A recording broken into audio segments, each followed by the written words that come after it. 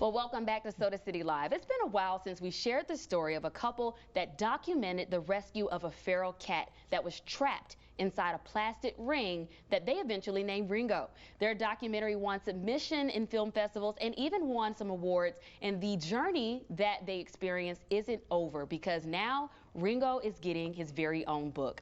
Joining us today is Derek McFarland and his wife Robin. They're the friendly neighbors who discovered and rescued Ringo and dared to share his story. So glad to have you both joining us again today. Thank you, Sierra. Such a pleasure. And Robin, this is your first time joining us here on camera, and it's been almost a year. That's right. It's insane. I love watching how you guys have just accomplished so much since this rescue. And I want to go out on a limb here. Was writing the book easier than rescuing the cat? For sure. Ringo outsmarted us for over a month.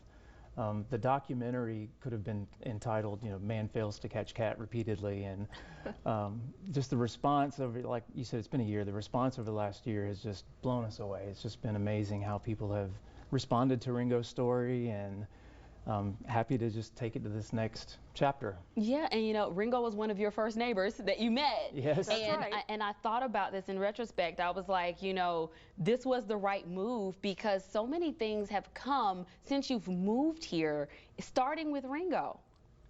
Yeah, it really was. Right when we moved in, we started seeing him. That's so right. he welcomed us to Columbia. And just that story and the interaction with everybody on social media, because we started posting our failures and attempts to catch him, that it sort of grew, and our network has grown because of it, and just Team Ringo, and lots of friends, lots of people have been following his story. I love it. And so tell us a little bit about this book and how long you've been working on the actual book for it. The idea for the book actually goes back about 1.5 years when we were putting the movie together. We sat down and wrote a manuscript out called Unringing Ringo. And then we started putting all the video together. That became the documentary. And the documentary was really from our perspective, our attempts, our failures, our trying to catch him and all that. But really, his story was really what we wanted to tell. From his perspective, what was it like for him? What was he thinking? What was, he had to be brave to go in the trap. And wow. How did he get the ring on in the first place? We picked it up mid-story. So with this format, we were able to fill in a lot of the missing pieces and tell Ringo's full story from his perspective. So when it comes to where this, because did we ever discover what this ring actually is? It's a type of landscaping ring, maybe a water drainage cover, and the cover that's supposed to be on it came off of it, and that's what created the dangerous thing where he was able to get his head in, probably to drink some water or something out of the drain, and when he pulled his head out, the ring came with it. Lizard. Yeah, so we think a lizard, maybe he was chasing a lizard? Yeah. I love the way the book says so. It has to be true.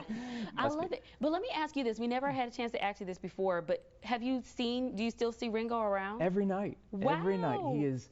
He's completely wild. He's feral. He won't go around people, but we put food out every night, and he comes and gets the food after dark.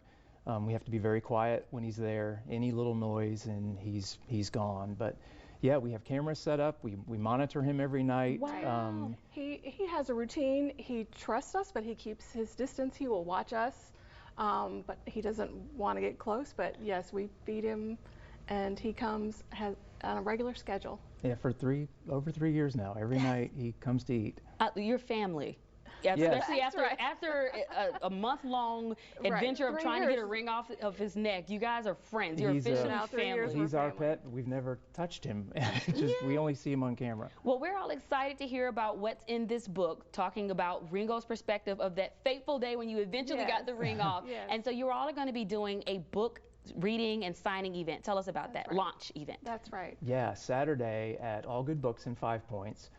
We're going to have a children's reading at 10 o'clock in the morning, and then from 3 o'clock till 5 o'clock we're going to have our launch event. So we're going to be there, we're going to be talking with people and signing some books. We're going to have some video showing of the real Ringo, some snacks. So just a time to meet people and talk about the book, and officially launch it. And from then on, it'll be available online for sale. We'll have it available on our website, Ringo Picture Book, and it'll be on Amazon as well.